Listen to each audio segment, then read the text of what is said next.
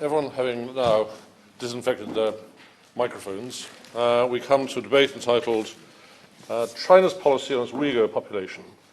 Chris Evans, move the motion.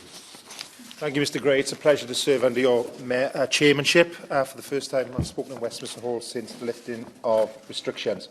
I beg to move that this House has considered E-Petition 300146 relating to China's policy and its Uyghur population. The petition we will debate today was originally started by Zaid Amjad and asked that the government impose sanctions on China over its treatment of Uyghur Muslims. Uyghurs are a Turkic ethnic group native to Xinjiang, China. They are reportedly subject to mass detention, surveillance, restriction of religious and cultural identities, as well as other gross human rights abuses. Over 1 million Uyghurs have been forced into re-education camps. In the international community, there has been growing awareness of the treatment of Uyghur people, and I know this is a cause of concern for many on both sides of the House. We have already seen debates on the UK's response to China's treatment of its Uyghur population in this House, notably an adjournment debate by my honourable friend, the member for Birmingham and Ladywood, and a Westminster Hall debate brought about by the member for Orkney and Shetland. I also understand my honourable friend, the member for Wigan, has written this weekend to the Foreign Secretary expressing her views. I would like to thank all these members for bringing this important subject to the House. The strength of feeling for the upholding of human rights across the world has been shown by the near 150,000 signatures on this petition. At the most recent UN Human Rights Council in Geneva, the UK led a formal joint statement setting out concerns with the situations in Hong Kong and Xinjiang, with the support of 27 international partners. The petitioners argue that despite public pressure from the UN and growing public awareness, nothing substantial or concrete has been done to resolve the crisis and help the Uyghur people. The petition therefore argues the use of Magnitsky sanctions is the most appropriate course of action.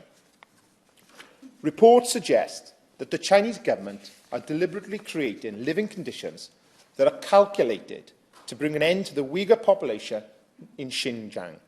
This includes imposing measures intended to prevent births and the causing of serious bodily and mental harm to members of the group. The suffering that the Uyghur Muslims have undergone, and sadly continue to undergo, is nothing short of horrifying. The Uyghur people who have escaped to Turkey have given interviews detailing the fear they lived under while in China.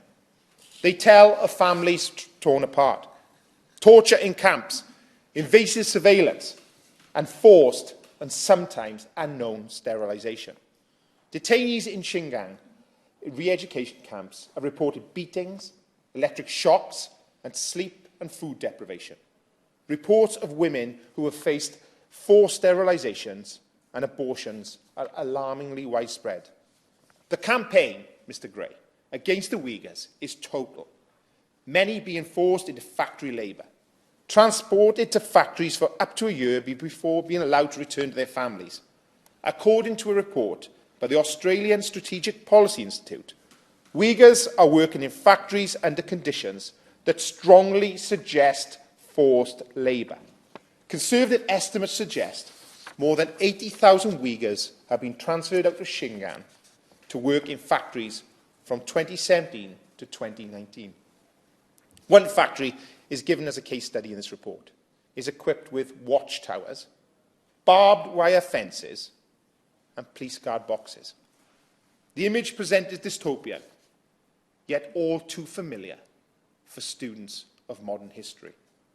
Reports of the sites, discipline, and workers' days read more like a prison than a place of work. They are constantly monitored and threatened with longer stints in factories if they do not comply. Their surveillance is total. China already takes its infamous mass surveillance to another level when policing its Uyghur population. Movement is restricted, while their phones and behaviours monitored in minute detail. Uyghurs living in China have no privacy. They're even required to submit biometric data to the police. Social media activity, travel, and even which door they use to enter their house is all tracked by the police. Identification cards must be swiped to schools, banks and parks. No movement goes untracked. The Chinese government has justified the existence of camps and surveillance as parts of measures designed to prevent religious extremism. However, it is not just religious extremism the Chinese government targets. It is in fact any practicing of Islam at all. The events in Xinjiang are a threat to religious freedom throughout the world. Mosques have been destroyed, and Halal and Ramadan have been banned. The signs of religious radicalism laid out include common behaviour amongst devout Uyghurs, such as the wearing of long beards, studying Arabic and praying outside of mosques. Even those who give up alcohol or cigarettes have been branded extremist and are noted by the authorities.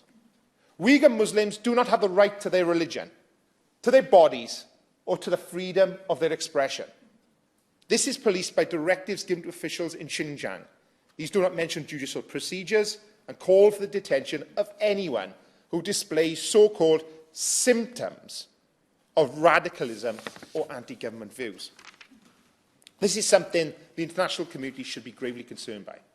This petition calls for action and asks the government to take any necessary steps to stop such breaches of human rights. The petition specifically calls for the use of Magnitsky sanctions. These sanctions are named after lawyer Sergei Magnitsky. Mr. Magnitsky was arrested and charged after uncovering Russian tax officials defrauded Hermitage Capital, a company which he was advising. In jail, Mr. Magnitsky was refused medical treatment, and there is evidence he was beaten. He sadly died in police custody in 2009. Since this time, former employer Bill Browder has campaigned for the implementation of Magnitsky sanctions across the world. He argues that individual sanctions act as a more effective deterrent than broad-based sanctions, which often have the most impact on the poorest in society, and not the privileged government officials. Notably, the first Magnitsky sanctions were enacted by the United States in 2012. Congress passed the world's first Magnitsky Act after efforts by the late Senator John McCain. The Act imposed sanctions on a list of Russian officials believed to be responsible for serious human rights violations, freezing any US assets they hold and banning them from entry into the United States. The UK implemented its own version just this year. It applies to human rights violators around the world. Our laws allow sanctions such as banning travel to the UK and the freezing of assets of listed individuals. The Magnitsky sanctions are effective because sterling is a valuable global currency to hold. By freezing assets in Britain, those sanctions are able to have assets or continue to do their business. The sanctions also come with a stigma of no longer being allowed entry into the country or to own residences. The addition of names to the list of sanctioned individuals is at the power of the Foreign Secretary. Those that can be sanctioned include people who act on behalf of a state to violate other human rights, such as the right not to be subject to torture, right to be free from slavery or forced labour, and above all, the right to life. The government has already used these powers to sanction the killers of Washington Post journalist Jamal Khashoggi, who was murdered in the Saudi embassy in Istanbul, also sanctioned with Russian officials allegedly involved in the mistreatment of Sergei Magnitsky in a Moscow jail. Crucially, we have sanctioned organisations involved in forced labour in North Korea. Given the evidence that the Uyghur population is being used for forced labour in Xinjiang, I see no reason why similar sanctions should not be taken out on organisations benefiting from this labour. In fact, our American allies have already implemented sanctions on Chinese government agencies and senior officials who run companies and farms in the Xinjiang province. The suffering of the Uyghur Muslims is rightly receiving international attention. As mentioned, in the petition, the UN has already made statements regarding the treatment of Uyghur people. The UN statement demanded the Chinese government complied with international obligations to respect human rights and freedom of religion. It also called for China to allow UN human rights monitors access to detention centres to ensure that human rights standards were being met. Outside of Europe, countries also publicly opposed China's policy in Xinjiang. Malaysia declined to deport Uyghur asylum seekers back to China in 2019, while Turkey's foreign minister condemned China for its treatment of Muslims in Xinjiang. Despite the announcements of the UN and the British governments expressed outrage at China's policies in Xinjiang, nothing is changing. Therefore, the British government needs to realise that more must be done. The British government, in response to this petition, has said they have grave concerns about the gross human rights abuses being perpetuated in Xinjiang. While I am pleased to see the Foreign Secretary speak out against human rights abuses, now is the time for action. While I understand imposing sanctions on individuals is a difficult process, I ask, along with the petitioners, this process is expedited as a matter of urgency.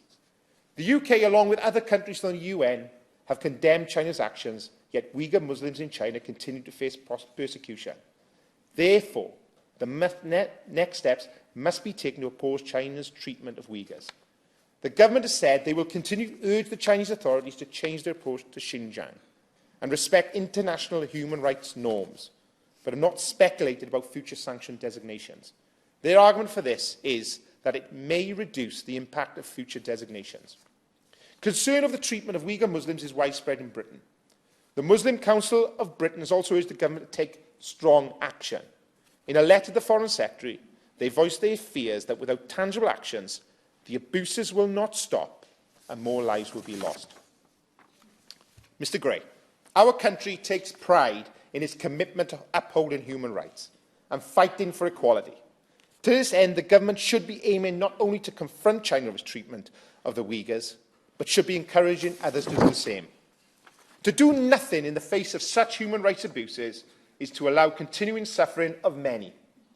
We have an abundance of evidence in the form of leaked documents, satellite imagery, and the harrowing testimony of victims. We cannot continue to listen to the mounting evidence and do nothing substantial with it. This petition urges the government to not only speculate on these sanctions, but to act. As I have raised, America has already taken this step, and we should be looking to do the same. Sanctions are stronger when more people enforce them.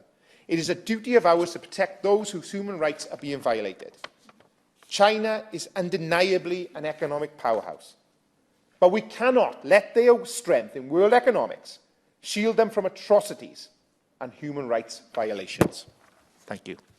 Question: is this House considered E-Petition 300146 relating to China's policy on its Uyghur population?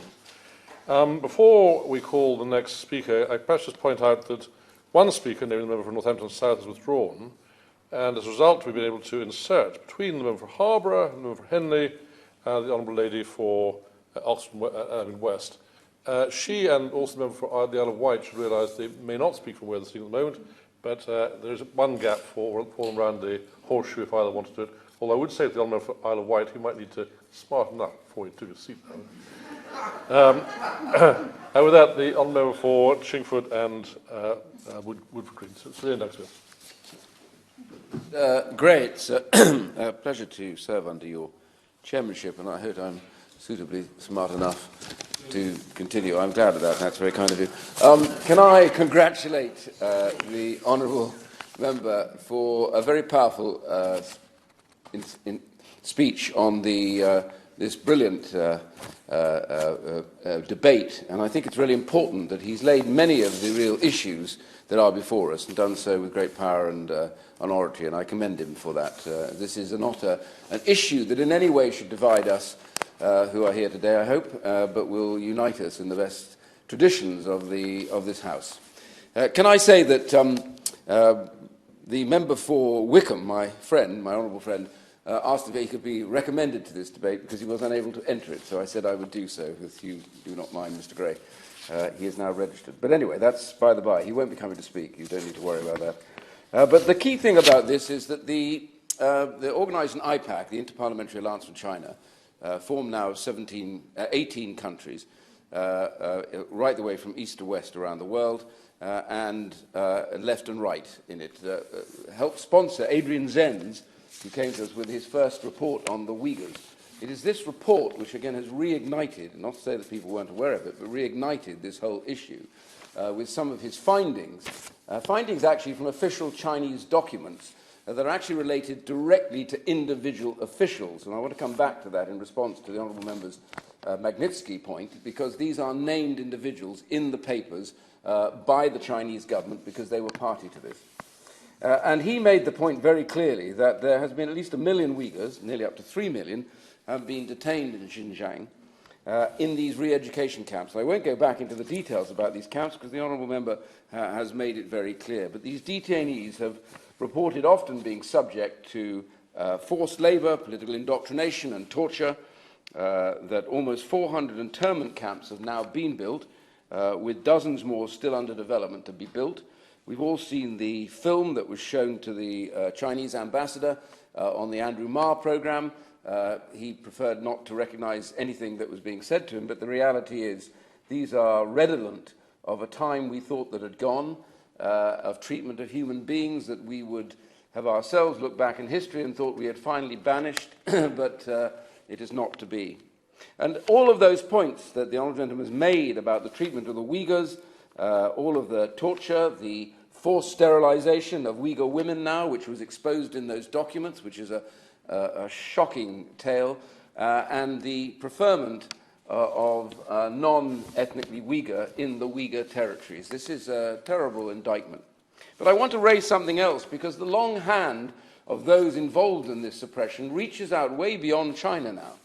And I saw that something like 5,000 Uyghurs living in Australia, most of them former refugees and families, told a parliamentary inquiry of frequent intimidation and harassment, WeChat calls from family members back in China, held in the presence of Chinese law enforcement people warning Uyghurs in Australia not to speak unfavourably of Chinese government, lest something happen to these family members.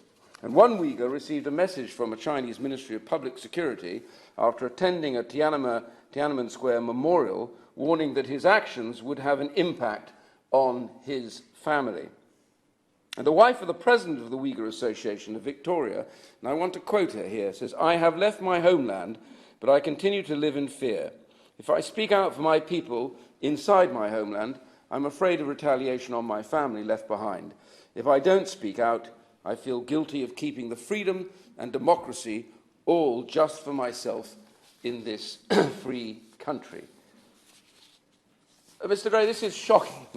It is shocking because not only do we know beyond peradventure, without doubt, that what is going on in Xinjiang province to the Uyghur population, what is, in my view now, absolutely clear is a form of genocide, a deliberate attempt to eradicate a whole ethnic group. And by the way, this is not alone. Only a week ago, I held a debate on what was happening to the Tibetans, and a similar thing is happening. And then during that debate, the Honourable Gentleman rose to tell me that, of course, don't forget that in Mongolia, we are now beginning to see the beginnings of exactly the same process. So this is not a one-off. This is policy. This is policy that comes straight down from the Chinese Communist Party, the government. It is their view of suppressing any potential angry rows or debates or pressure. And it is appalling. And we know about all this stuff, and I mentioned the birth suppression and the way that population growth rates have fallen by 84% in the two largest Uyghur prefectures between 15 and 18, and declined further in 2019.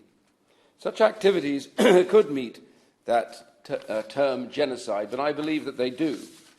And I wanted to come forward, therefore, on this issue that we all know. We accept religious freedoms, freedom of speech. These are normal here, but they are alien in a place now like China. And if you add all of that together with the way they're behaving over Hong Kong, the arrest of peaceful protesters, the movement of them back to China for a very unfair hearing, the likelihood of never being seen again, their threats now towards Taiwan, their involvement in taking over the South China Seas against the UN's own statements about their lack of any reality over this. They do not have any historic presence in the South China Seas, and in their clashes with the Indian army on the border of India. This we are beginning to see as a pattern of arrogant and determined behaviour by a country that cares, their government that is, that cares nothing about the reaction of the international community. So the question really is, what can we do? And the honourable gentleman touched on the Magnitsky amendments that we have made and that apply to officials. I believe, and I say to my honourable friend, he knows that I've said this before, I think there is enough evidence now from Xinjiang, from those official documents, now to move on many of those officials. Yes, I accept that these are not the top people, but these are at least a very strong signal. These will send to the government that they're no longer going to tolerate, we are no longer going to tolerate it, and the rest of the free world is not going to do it either. And this gives us all that we need to start. There's also a new clause 68, which is now being attached to the trade bill in the House of Lords, which I publicise here because it's important. I hope and believe it will return to the Commons, and I hope that we will all support that, because that makes it very clear that we cannot trade with countries that are guilty of genocide, and it will be our High Court that will make the decision about whether there is enough evidence. No longer do we have to worry about going to the UN to watch the Chinese block this and their allies. This will allow us independently, and under the Charter we have a responsibility to act as a nation.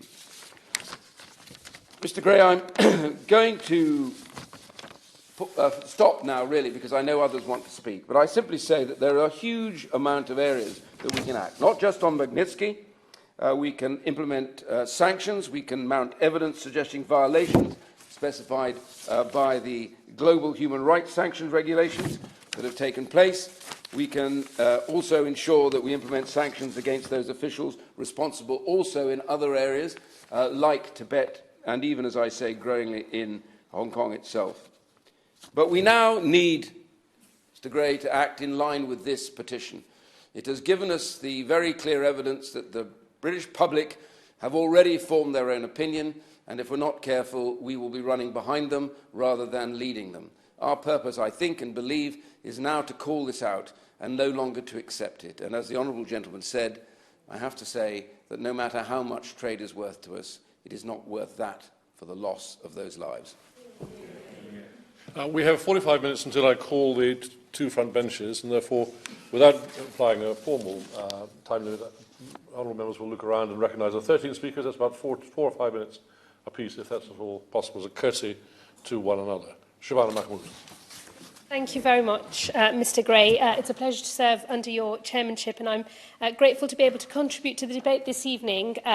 It's almost exactly a month since I secured an end-of-day adjournment debate on the plight of the Uyghur people, and I had hoped that we may have seen some more progress since that debate on the 9th of September. Perhaps even I had hoped we might have seen the imposition already of so-called Magnitsky sanctions against key individuals from the Chinese Communist Party, but sadly, Mr. Gray, I believe that we are no further on, and that the plight of the Uyghur people, against whom I am quite clear the Chinese Communist Party are perpetrating a genocide, their plight becomes ever more desperate. My honourable friend, the member for Isloin, and the member for Chingford and Wood Green have both already given a huge amount of detail about what the Uyghurs are suffering as a result of the actions of the Chinese government. They've detailed the issues around forced sterilisations, the drop in the birth rate, an almost one-third drop in the birth rate in Xinjiang province, the mass detentions, the slave labour, and the destruction of culture and heritage. Families, Mr. Gray, are being torn asunder, and we all wonder, as we look on in horror, how much more the Uyghurs will endure as the world simply watches on, impotent and unable to act. I have pressed the Minister previously on his rationale for not pursuing, at this point, Magnitsky sanctions. When I questioned him in September, he told me I was right to press him on this point.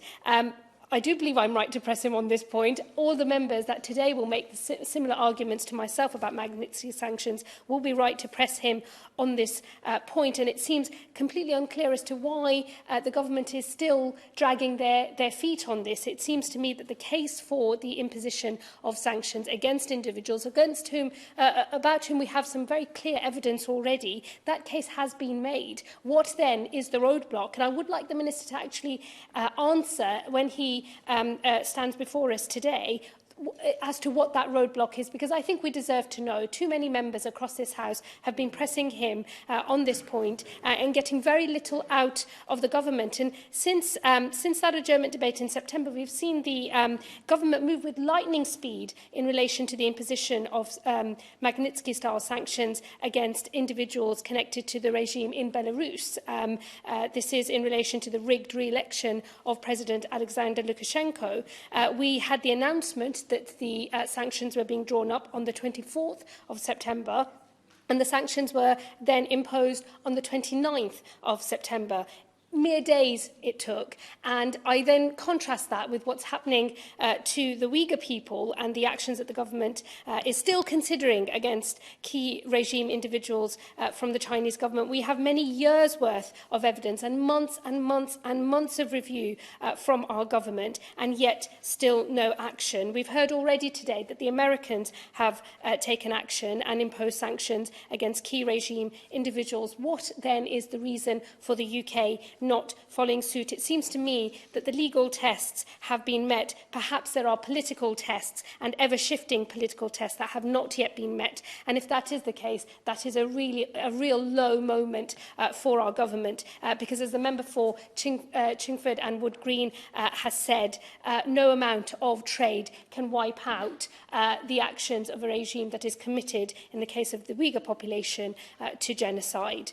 Mr Gray, I also wish to echo the remarks that have already been made in relation to the amendment moved by Lord Oulton in the Lords to the Trade Bill. I hope that this is an amendment that when the Trade Bill returns to the floor of the House of Commons, that my own front bench will support. I wonder if our Shadow Minister will be able to enlighten us on this today, but I hope this is an amendment that does return and has cross-party support from all over the House, because I think it is an important step, and it is one of the legal innovations that I told the Minister that we must now consider, given that we all know that, frankly, the United Nations is a bit of a busted flush on this issue.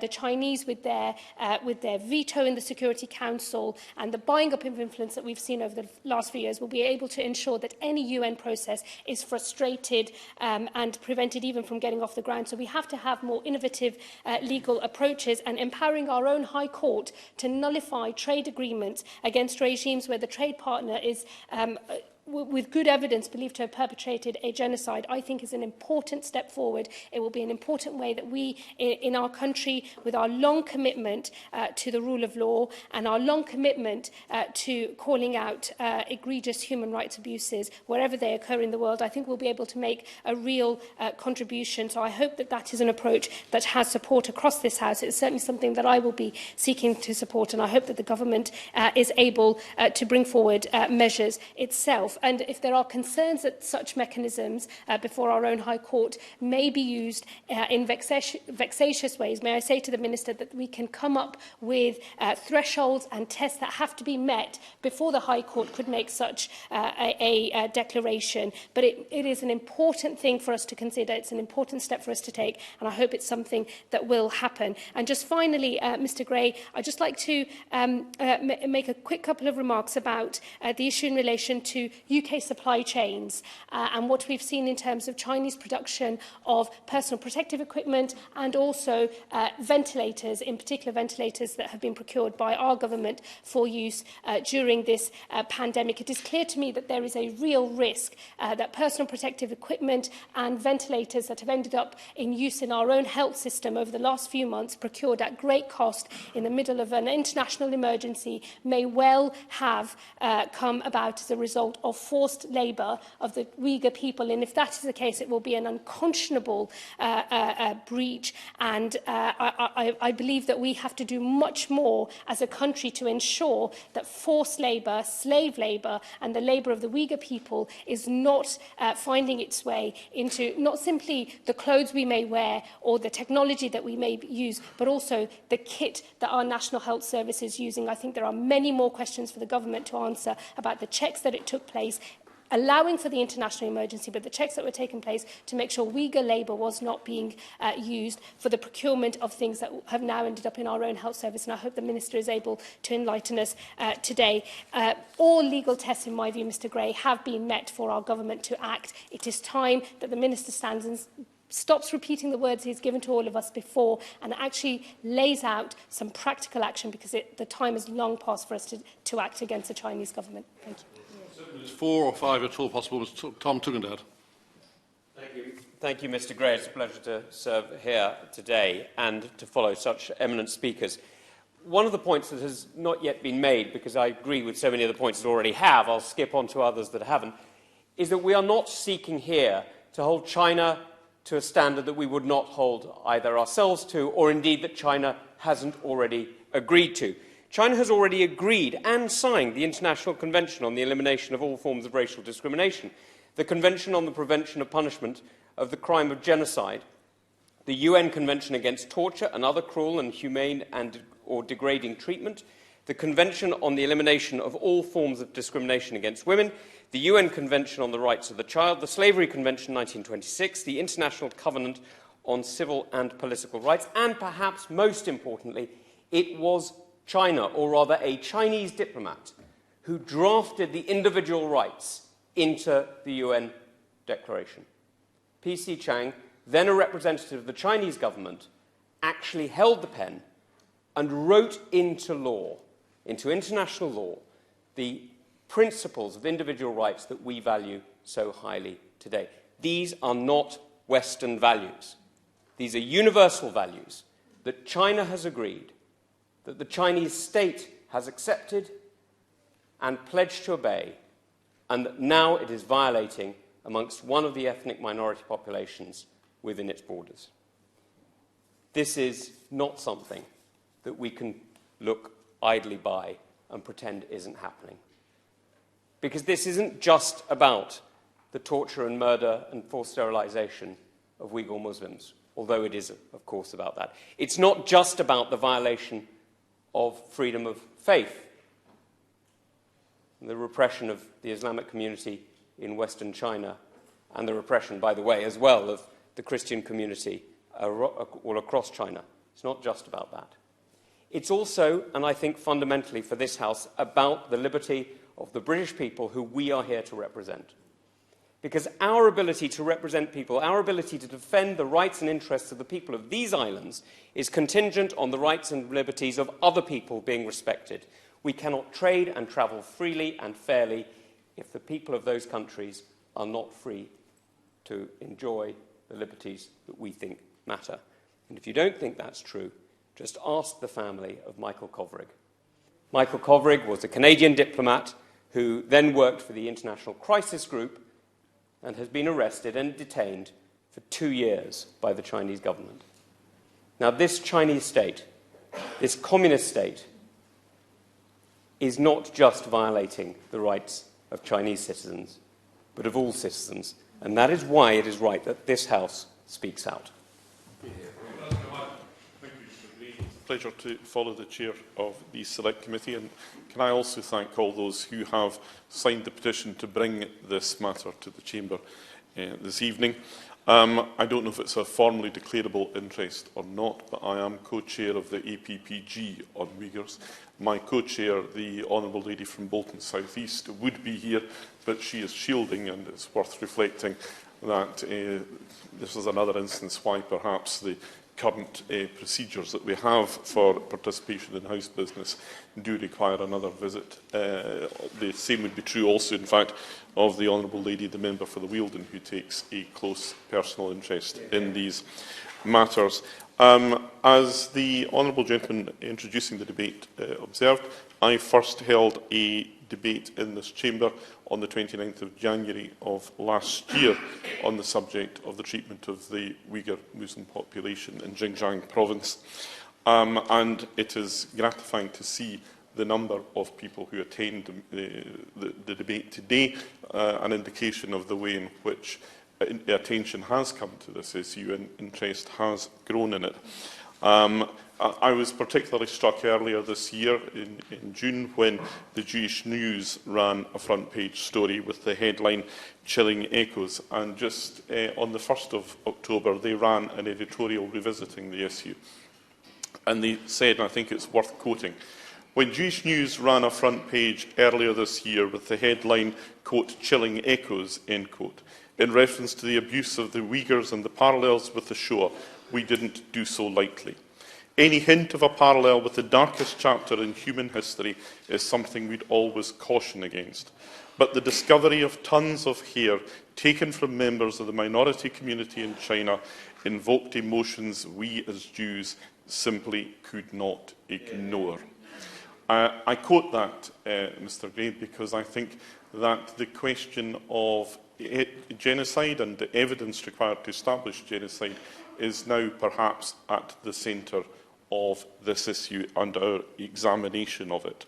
And as others have said, this time nobody can say that they were not told, that they did not know, because there is a growing body of evidence out there that what is being done in Xinjiang province to the Uyghur Muslim population does bear all the characteristics of a genocide, and that it requires to be called out politically and acted on legally as a genocide. The honourable gentleman, the chair of the Select Committee, made reference to the UN Convention on the Prevention and Punishment of the Crime of Genocide.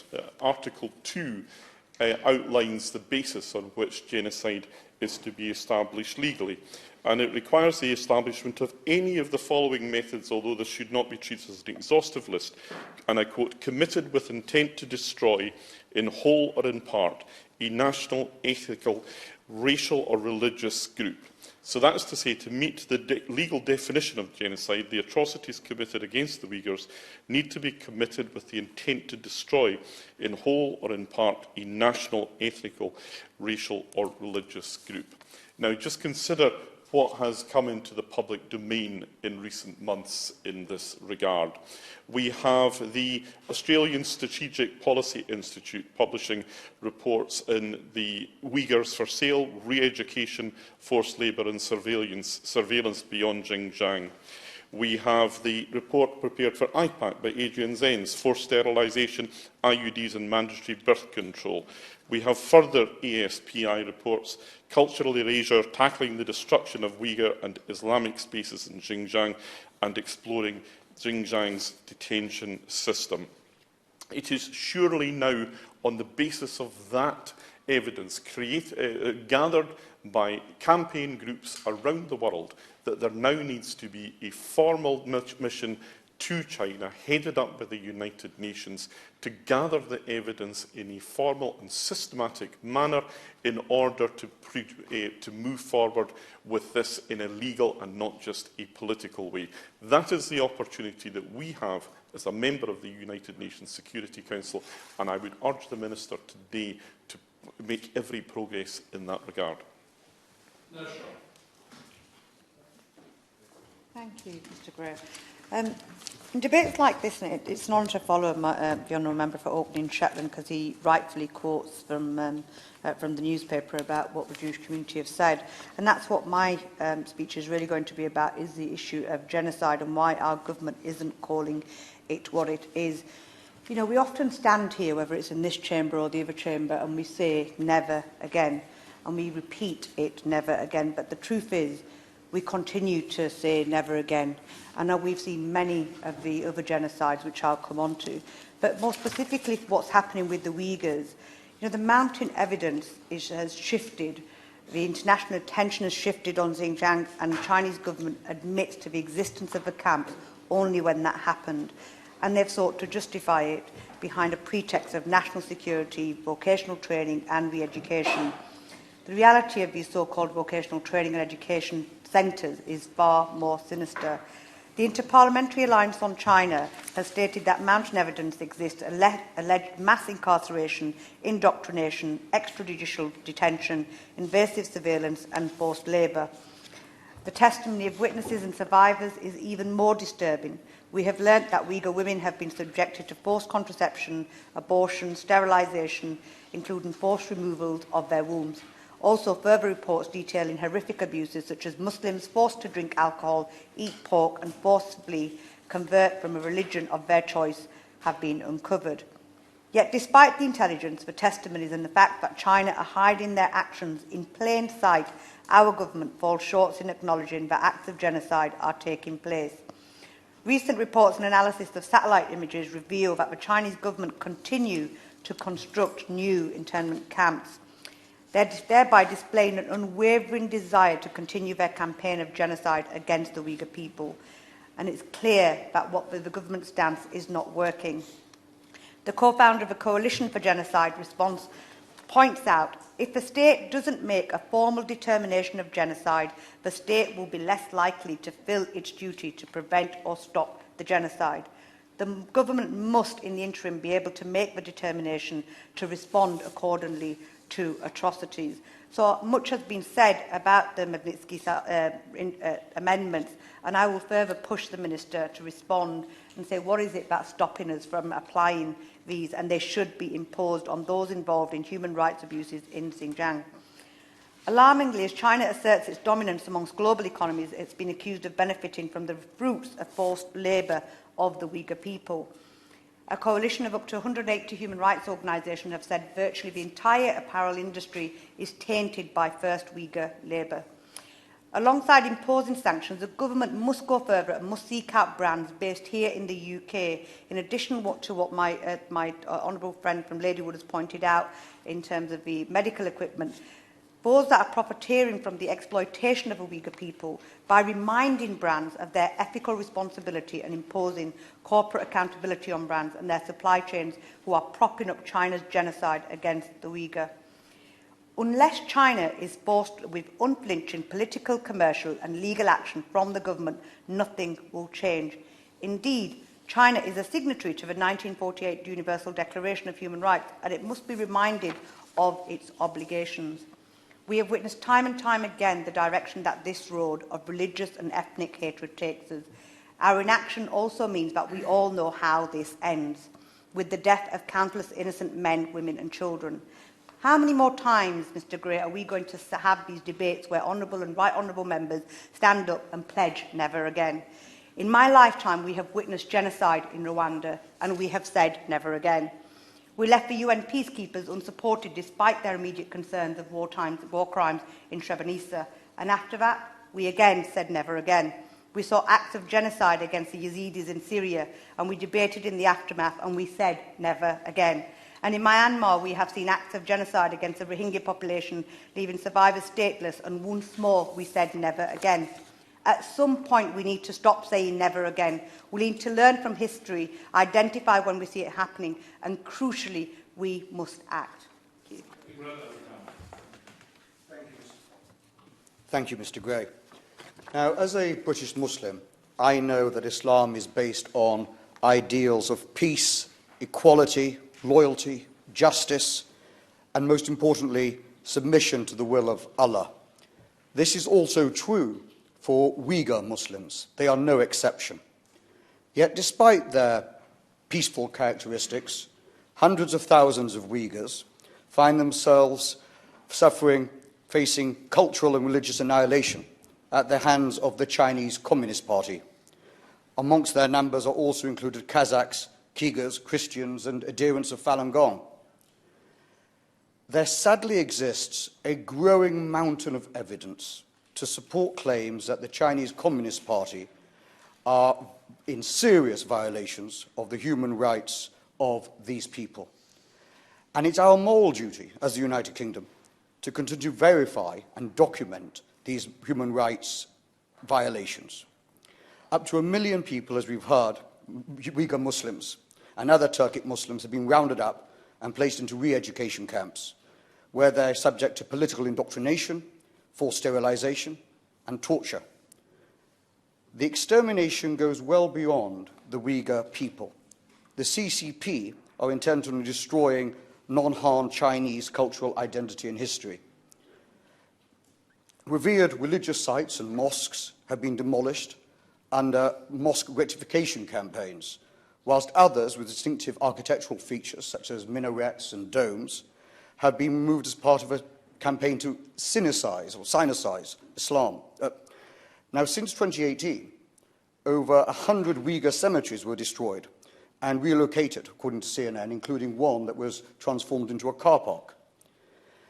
Indeed, in a written question I submitted to the Minister, he replied saying that British diplomats themselves had verified in person much of this destruction.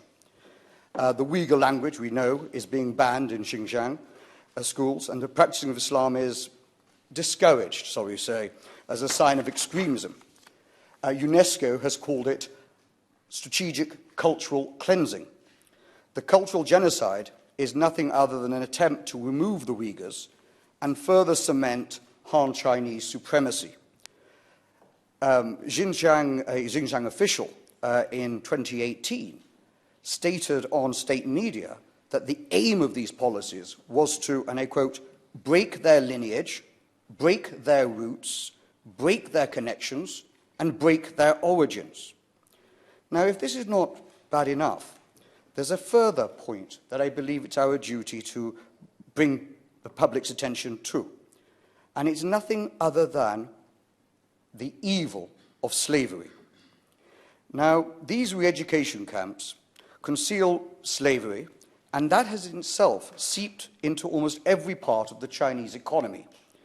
As well as exports, it sends to the United Kingdom and to our allies around the world.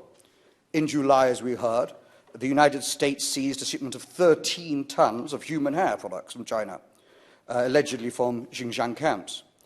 Slavery and forced labour are repugnant to us all, in any capacity. And the idea that unwittingly citizens in this country, in Wakefield and elsewhere, are by purchasing Chinese goods being a partner of this evil industry, it must be rooted out, and we must take a stronger view on it. So the Majinsky-style sanctions are a step in the right direction and should be used against those involved in the imprisonment and enslavement of Uyghurs, Kazakhs, and other minorities. However, we must go further and do our utmost to prevent the supply chain that we are involved in having any link to the abhorrent practice of slavery. It pains me that most Muslim-majority countries around the world have stayed largely silent. And it's, as a Muslim, it's a cause of great upset and regret. And I believe that if it's left to us, then Britain must become the champion and defender of liberty, freedom and tolerance and pluralism for peoples around the world, and stand up against tyranny and oppression and persecution wherever it is found, whether in China or in Muslim-majority countries. Thank you. 7 speakers, Siobhan MacDonagh, 3 minutes each, if possible. Thank you, Mr. Gray. I defer to the great knowledge of members in this room. My own interest and involvement in the plight of the Uyghurs came from watching the Andrew Marr interview with the Chinese ambassador in July. The flagrant denial of oppression in Xinjiang was almost as terrifying as the images and videos that accompanied the interview on screen. Row after row of men blindfolded with their heads shaven, waiting to be loaded onto trains. Images so shocking that they play on your mind for days, weeks, and even now. The similarities, as so many have said, between this video and historic footage of Nazi concentration camps are truly chilling. All of us rightly remember and reflect on the sickening and frightening ways in which humans treat one another, and we pledge that this must never, ever happen again. Now the world is presented with such overwhelming evidence of gross human rights abuses, nobody can turn a blind eye. 141 parliamentarians, including a number of members in this debate, joined me in publicly expressing our absolute condemnation of this oppression in an open letter directly to the Ambassador after his interview. Over a month on, and we have still not received a reply. In the meantime, shocking testimony and frightening reports have filled our inboxes and our screens, each one more terrifying than the last. Accusations of torture, the forced abortion of babies, the sterilisation of women and the removal of their wombs. A genocide of the Uyghurs is happening before our eyes. The Minister will know how important the word genocide is in international law. He may even be under strict instructions not to use the word here today. But he will also know how unlikely it is that the world will arrive at the definition given the countries that sit on the United Nations and the veto that they hold. A cowardly country could hide behind the linguistic excuse. Shame on us if we choose that path, because the Chinese government's actions must be stated as what they are: a systematic and calculated programme of ethnic cleansing against the Uyghur people. An independent tribunal is underway by Sir Geoffrey Nice QC. Government endorsements of the finding, whatever they may be, is surely the moral and necessary action to take. Organising and leading an international tribunal would be even stronger. And so I say this to finish. No one could leave this debate anything other than horrified at the situation in Xinjiang. But condemning the next world superpower is easy. Taking action is much harder. If we watch on, history will condemn our unforgivable cowardice and ask why those in power did not act. Minister, it is a heavy burden, but you are the person in that chair. You are the person in the position of influence. Warm words are simply not enough, because this time no one can say that we didn't know. Thank you, Mr. Gray, and I'm grateful to. I'm very pleased to serve under your chairmanship, and I want to congratulate my honourable friend for securing this debate. The fight to prevent genocide is a subject close to my heart, as it is to all members in this debate and many others across the House. And for me, I have vivid memories of observing as a teenager what happened during the Bosnian genocide, during the Rwandan genocide, and, of course, since being a Member of Parliament and campaigning on the genocide that has been committed by the Myanmar government against the Rohingya people, and many others that we've all witnessed in the past, historically, that echo what's been happening recently.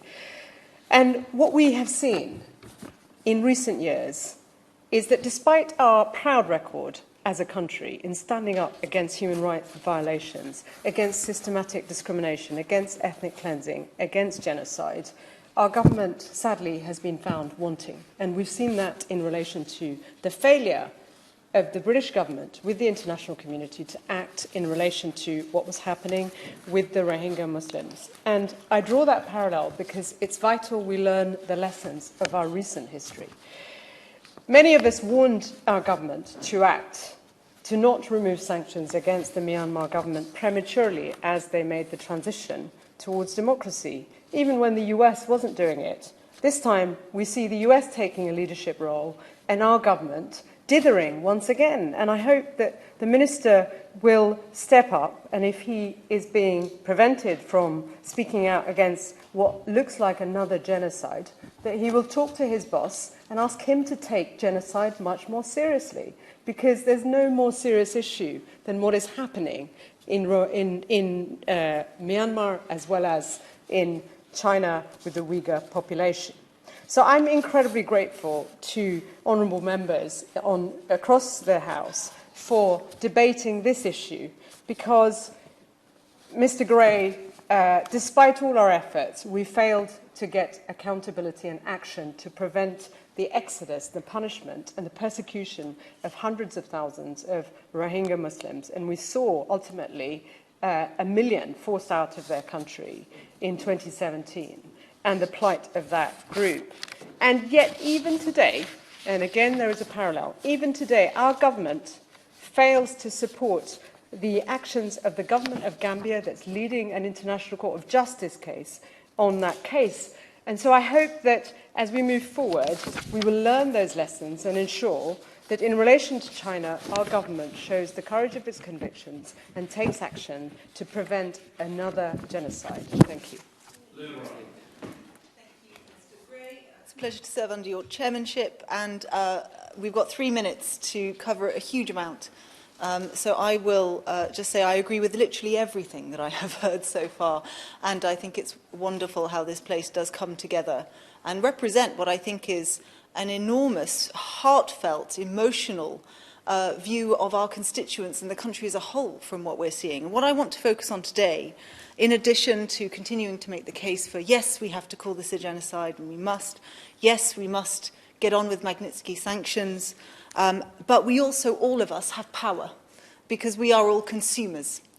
And as has already been mentioned by the member for Birmingham Ladywood, there are issues with procurement in terms of PPE and ventilators, but well-trodden ground is also the apparel industry. It's estimated that 1 in 5 cotton garments from anywhere in the world have touched this supply chain. And when this has been looked into by Associated Press, Australian Broadcasting Corporation and others, ASPI among them, some of the names on the list of companies are shocking. And so I'm just going to name and shame a few, actually. And their public services people will love me for it. And actually, I won't be able to do them all because I'm going to run out of time. So please do look on my Twitter feed, anyone who might be listening. And these include Amazon, Calvin Klein, Esprit, Fila, Gap, H&M. I was really sad to hear that. IKEA. Who has IKEA in their homes?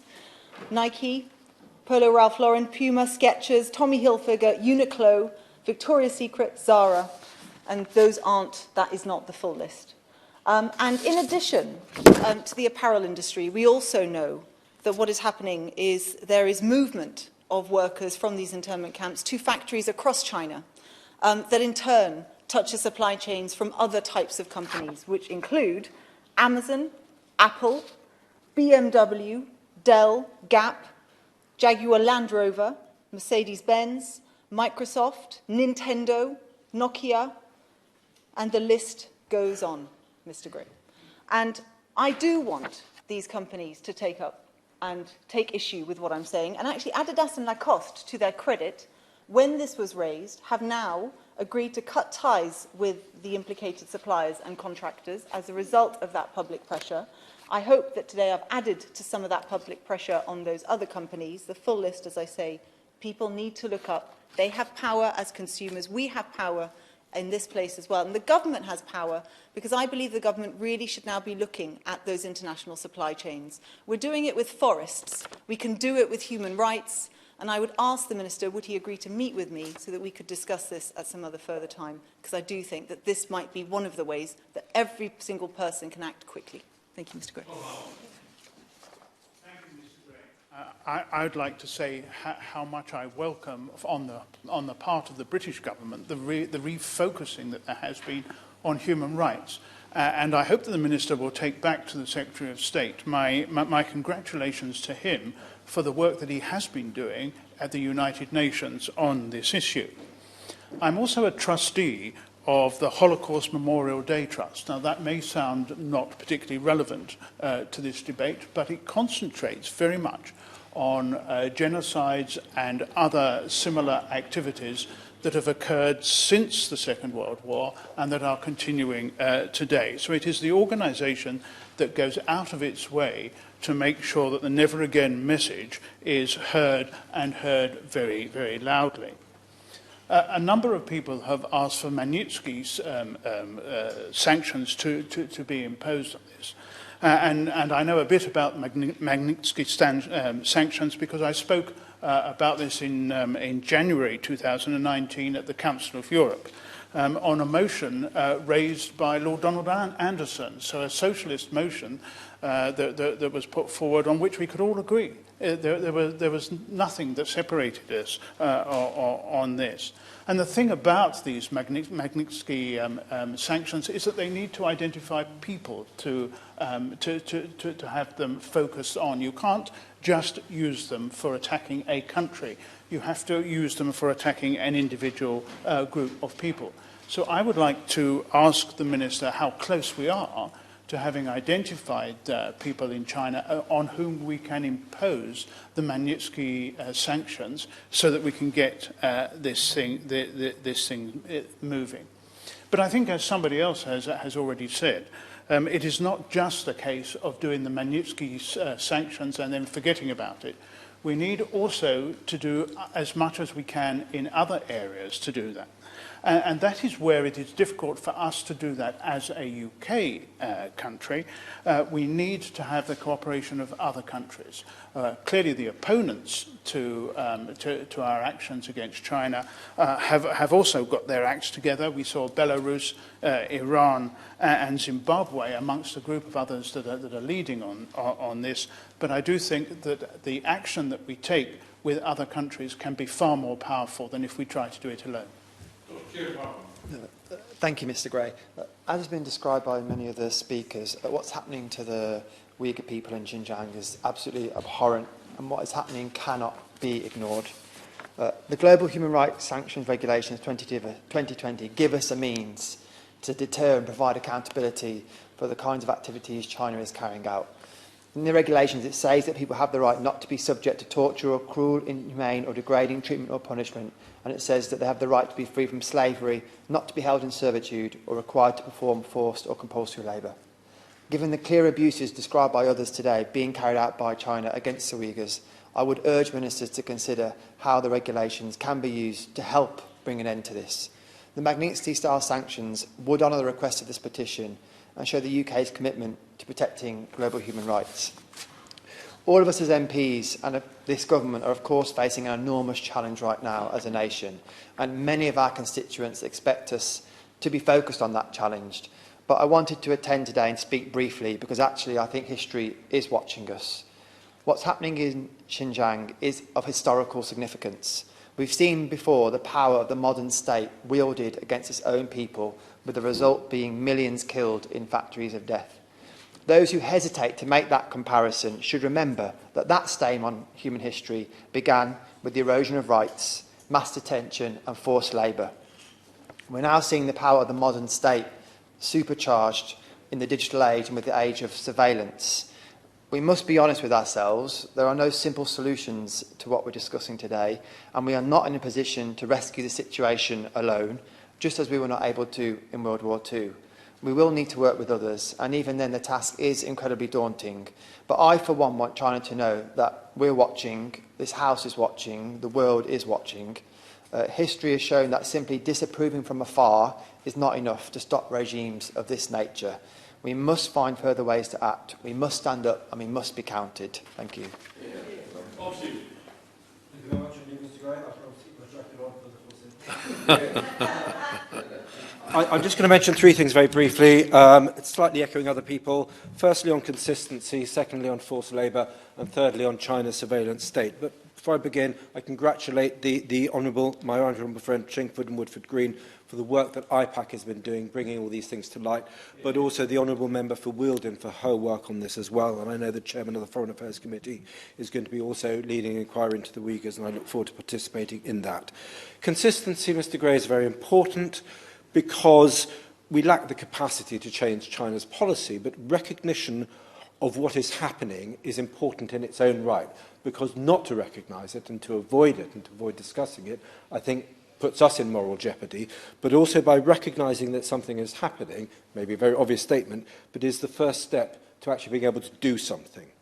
And when it comes to doing something, that brings me on to forced labour. We can all be outraged, but outrage, and there's an awful lot of it in Parliament, especially in foreign affairs questions, it doesn't necessarily produce anything. But what could produce something is some kind of work on forced labour. And I think freedom from oppression should be one of our new foreign policy goals. I would love to know what the government is doing on the issue of forced labour. Is it preparing a report into supply chains and forced labour? But if it's not, why can't we? If we got 100, 200 members of Parliament, as the honourable member for Oxford West and Abingdon said, highlighting all these the Western firms that profit from forced labour, if we started writing to all these people, like I knew of Huawei, clearly, because of Huawei, but there are many others, as the Honourable Lady points out. If we write to all these people and say, do you really want your customers wearing the product of slave labour, then actually we don't necessarily need government to act, because we could be acting ourselves. And I'm wondering if that's something that collectively that we could be doing.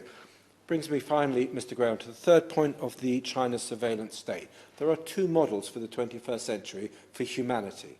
One is the Western liberal model, however tarnished it's become and however Google and Facebook try to privatise all our personal information. But that is still the great hope for humanity. Government under law, politicians under law, with people at least nominally sovereign and hopefully supreme over them. The alternative is the model that we're seeing in the new authoritarian states, primarily Russia but also China, of a surveillance system which is made much more powerful by big data, by artificial intelligence, and politicians who want to engineer dissent out of humanity.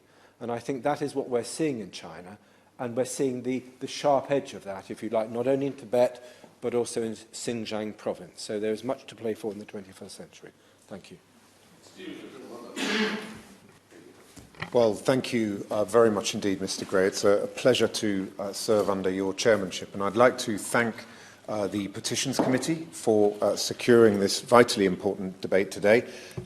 My honourable friend, the member for Islwyn, for making such a powerful and passionate speech to introduce the debate today, and my honourable friends for Birmingham Ladywood, for Bradford West, for Mitcham and Morden, and Bethnal Green and Bow, who all made such compelling contributions, both passionate and forensic. And members across the House, I think, have shown us today that there is no doubt about the strength of feeling that we see in this Parliament. The plight of the Uyghur people is a scar on the conscience of the world. Of that, there can be no doubt. And the fact that the Chinese government continues to act with impunity leaves us all with a sense of burning injustice. It's vital and urgent that the international community comes together to speak with one voice and to say loud and clear to Beijing, we will not stand idly by whilst Uyghur people are imprisoned in these so-called re-education camps. We will not look the other way in response to reports of the forced sterilisation of Uyghur women. We will not react with indifference to any efforts to destroy the Uyghur language, culture and way of life. Mr. Gray, it's equally vital and urgent that the UK government takes a leadership role in convening and coordinating the international response. Our greatness as a country is based on our resolute and unshakable commitment to human rights and to the rule of law. And the British people know that if our country is to be a force for good in the world, then these values must be universally applied. Regrettably, attempts to show leadership on this issue are handicapped by the fact that for several years now, the approach of successive Conservative governments to China has been naive and complacent. In 2015, David Cameron and George Osborne announced a new golden era in Sino-British relations. The premise was simple. The UK would open its markets and infrastructure up to China, and in return Beijing would reciprocate, whilst integrating with the rules-based international order. Fast forward 5 years, and where do we stand? Well, we're still running a £19 billion trade deficit with China, and the Chinese government has dealt a hammer blow to democracy in Hong Kong, committed egregious human rights abuses in Xinjiang and Tibet, and is stepping up its military activities in the South China Sea. Mr. Gray, the fact is that the Golden Era strategy has been an unmitigated failure. Successive Conservative governments rolled out the red carpet for Beijing in the hope of reciprocity and constructive engagement, but what we have seen in the last 5 years is the emergence of a China that is increasingly pursuing policies that undermine international norms and violate what should be international values, universal values. We have deep respect for China's history, culture and civilization, and we fully acknowledge and recognise its great power status. The relationship between the peoples of the UK and China is deep, long-standing and valued by both. And we know that there is a pressing need to improve mutual understanding and friendly cooperation. But the Chinese leadership has to understand that their breaching of international law and violating of human rights benefits no one, least of all themselves. China is deeply integrated into the global economy, and it needs globalization to work for its people, just as much as we do. But if it continues to pursue zero-sum policies that place dominance ahead of consensus and crushing one's critics ahead of compromise, then the international community will have no choice but to toughen its stance by exerting further political, diplomatic and economic pressure on Beijing. It is against this backdrop that we are today calling on the UK government to commit to a fundamental strategic reset in Sino-British relations. We must seek constructive engagement based on mutual respect, but respect is a two-way street. The leadership of the Communist Party of China respects strength and unity and is contemptuous of weakness and division.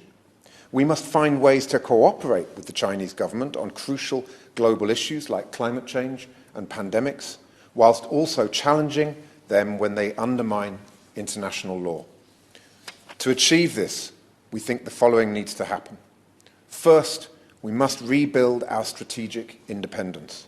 Successive Conservative governments have left our country over-reliant on supply chains that originate in China and open to hostile takeovers by Chinese state-backed enterprises and investment vehicles. The UK is now dependent on China for 57 categories of goods which relate to our critical national infrastructure. This over-reliance on China dramatically diminishes our ability to stand up for our interests and to project our values. We need to see a far more joined-up approach across Whitehall on these issues. Second, the UK government needs to build an alliance of democracies to champion cooperation based on shared values and promoting human rights. Successive Conservative governments since 2016 have shown that they are adept at burning bridges. This government now needs to show that it knows how to rebuild trust with our European allies, whilst engaging more effectively with democratic governments, particularly in the Indo-Pacific region. Turning now to addressing the mass atrocities that are taking place in Xinjiang, we urge the government to take the following actions. First, it is imperative that the UN Commissioner for Human Rights is given full and unfettered access to Xinjiang and to the Uyghur people who are being detained there, so that the true scale and nature of the crimes to be established and documented.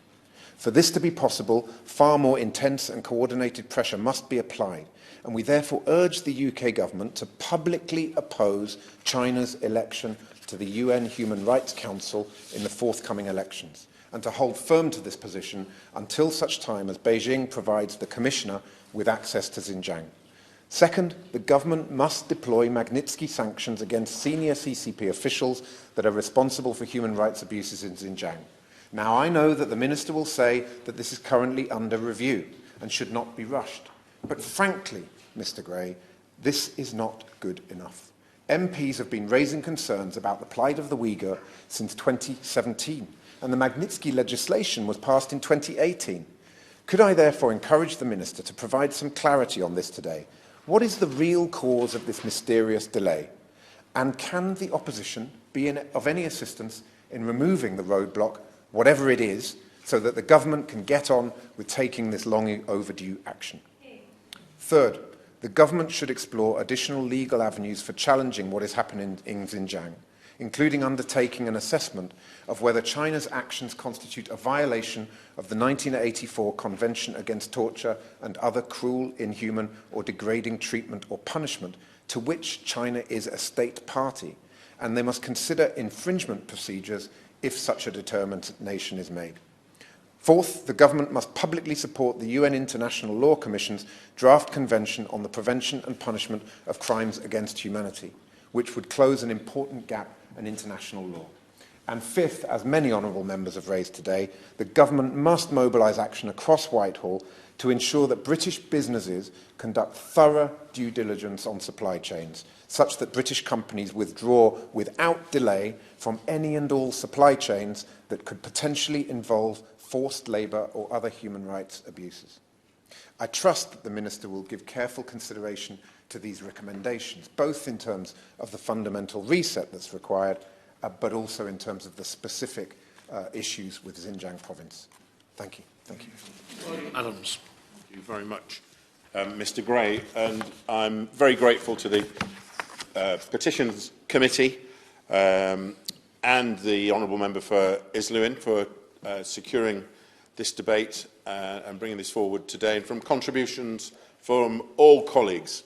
And there is rightly deep public concern about this issue.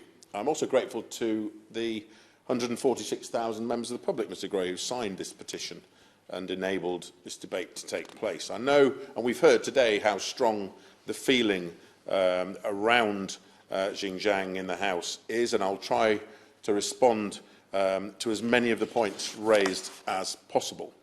But I'd like to begin by assuring the House that we are closely and constantly monitoring the situation in Xinjiang.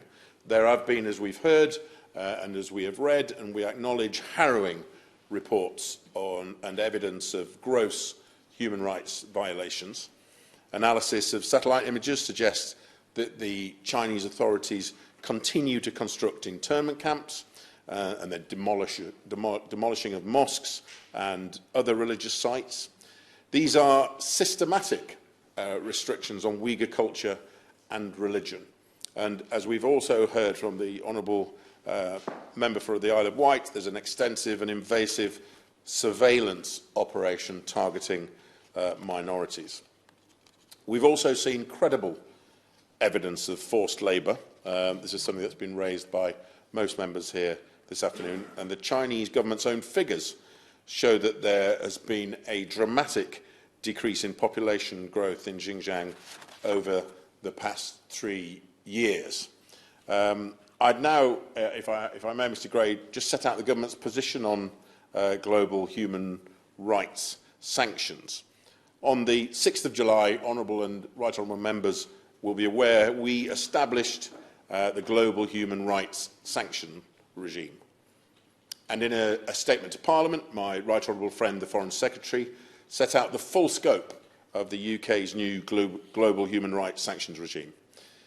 He was very clear, and I'm going to reiterate this here today, that it's not appropriate to speculate on future designations under this regime. Doing so, as I've said before, and the Foreign Secretary has made very clear, could reduce the impact of these designations. But I want to make it absolutely clear that this is something that is under constant review. And on the 9th of September, during an adjournment debate on Xinjiang, I reiterated the fact that the FCDO, we're carefully considering further designations under this regime. We'll keep all the evidence and the potential listings under absolutely close review, and our position on this remains unchanged. But let me be clear that we are committed to responding robustly to all human rights violations in Xinjiang. We have played a leading role within the international community to hold China to account. We've led 2 joint statements at the UN in the past year, including a statement at the Human Rights Council in June. This was supported by 28 countries. And last week, on the 6th of October, Mr. Gray, 39 countries joined our statement at the UN Third Committee in New York, expressing deep concern at the situation, not just in Xinjiang, but in Tibet and Hong Kong. And we believe this growing caucus reflects our diplomatic leadership, including the personal involvement of our Foreign Secretary. Outside of the UN, we've lobbied around the world to raise awareness on this issue and underlined the critical need for an international response. We've supported this by funding third-party research to increase the evidence base and international awareness, and also by sharing our analysis of the situation on the ground, although honourable members and right honourable members will appreciate getting access to Xinjiang is incredibly difficult. And on the 25th of September, the UK dedicated its entire national statement at the UN Human Rights Council to human rights violations in China. This is only the second time the UK has dedicated its national statement to a single country, the first being on Russia in 2018 following the poisonings in Salisbury. My right honourable friend, the Foreign Secretary, has raised our serious concerns about Xinjiang directly with his Chinese counterpart on a number of occasions, most recently on the 28th of July. I've raised them directly with the Chinese ambassador in recent months. We continue to raise awareness of the human rights violations in Xinjiang with UK businesses. We impress upon them the need to act in line with the expectations set out in the UK National Action Plan on business and human rights. This means conducting due diligence to make sure they are not contributing to any human rights violations, including forced labour in their supply chains. And a number of honourable and right honourable members have raised the question of genocide. The term genocide has a specific definition in international law, and it's the long-standing policy of the UK government that any judgment as to whether war crimes, crimes against humanity or genocide have occurred is a matter for judicial decision. If I can turn, Mr Gray, in the time I've got left, to some of the remarks and comments by honourable and right honourable members. As I said, the honourable member for East Lewin introduced this debate in his typically eloquent style, raising many of the concerns that we all share about the plight of the Uyghur people. And also the right honourable, my right honourable friend, the member for Chingford and Woodford Green, again made it very clear. And can I also congratulate him for the work he does with IPAC and his persistent championing of this cause.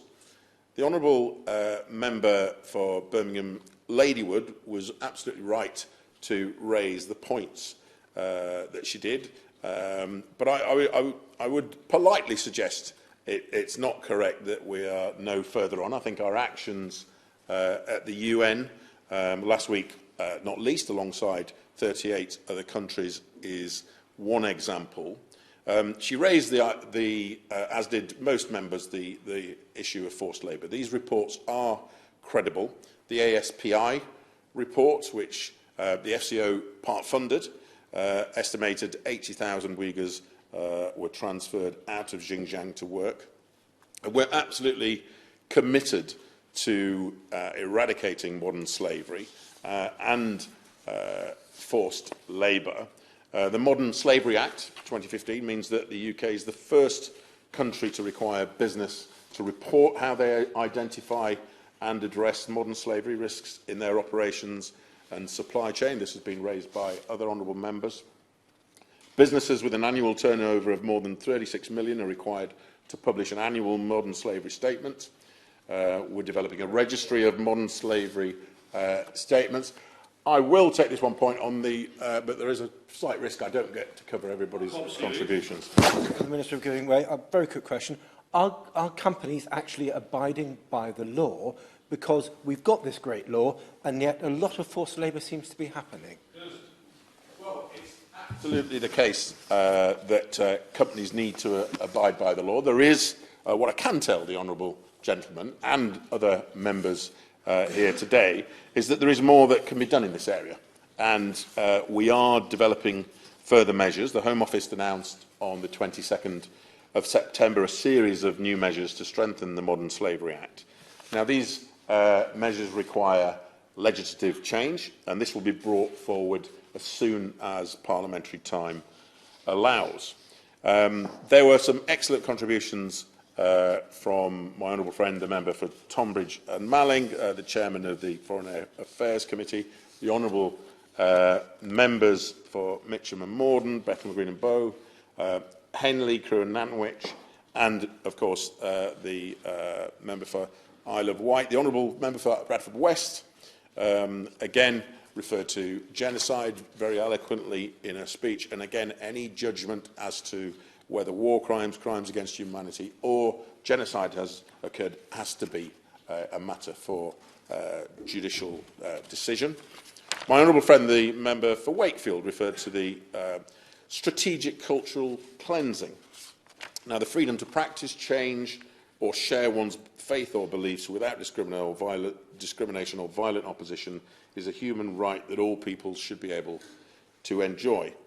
He was also right to highlight the lack of condemnation of the oppression of the Uyghurs from predominantly Muslim countries, and I'm sure that his very powerful voice will have been heard today. Okay, although I might not be able to get to everybody's point. He mentions the point about genocide, but even when there are a clear-cut case and there's an ICJ court case going on, the UK government refuses to back it. So at what point and what test does the UK government have to see passed before our government, even as a UN a penholder in the UN for Burma, for instance, likely to act? This is the problem. It's constant excuses. I know how powerfully the Honourable Lady for Bethnal Green feels about this issue, but as I say, it's a specific definition in international law, and we have to. Any decision has to be made based on a judicial decision. I'm sure this is going to come up in future, and I'm more than happy to meet with the Honourable Lady to discuss this. The Honourable Member for Aberavon mentioned the will we publicly oppose China's election to the United Nations Human Rights Council this week. He will be aware we never comment on voting in UN elections conducted by secret ballot. The UK has been absolutely clear to China about our grave concerns about Xinjiang. And as I said, 6th of October, we joined 38 other countries to call on China to allow immediate and unfettered access for independent UN observers. I know I have to give the Honourable Gentleman a couple of minutes, so I'm going to wrap up. And I would just reiterate, we can't speculate on future designations, Mr Gray, under our sanctions regime. China must immediately end extrajudicial detention in Xinjiang and uphold the principles of freedom of religion and belief, freedom of speech and freedom of association for every single one of its citizens. And as the Prime Minister and Foreign Secretary have made clear, we want a positive relationship with China, but we will always act to uphold our values, our interests, our national security, and we are crystal clear with China when we disagree with their approach. Thank you, Mr Gray. This is one of the rare occasions where I am proud to be a member of this House. Today, I feel we have spoken with one voice. That is a powerful and passionate voice, and I hope that is heard when the Minister is dealing with his international counterparts. That however powerful China is, or thinks it is, we will not, in this House, take any reason for undermining someone's human rights. Because if one person's human rights is denied, then everybody's human rights is denied. Now, I know the Minister, we've known each other a long time now, 10 years, I think. I know he will stand up. And I know he has to work in the international community, within the international framework. But I hope that if he does find businesses dealing with modern slavery, or repressing people's rights, or any other human rights abuses, he will let them know that he will feel the full might of this government. And I want to end by saying, the Honourable Member earlier mentioned the Holocaust Memorial Trust. This year, the Holocaust Memorial Day on the 27th of January's theme is Shine a Light into the Darkness. And I really hope, with this debate and those that have preceded it, we have shone a light on those human rights abuses, and we say to any country, however powerful, we will not take that. I think he can go away from this debate knowing whatever sanctions he wishes to take, he has the full support of this House. Thank you. Order, order.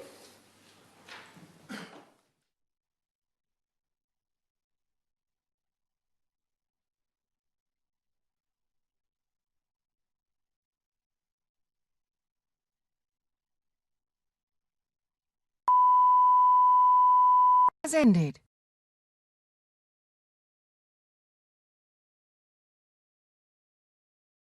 The proceedings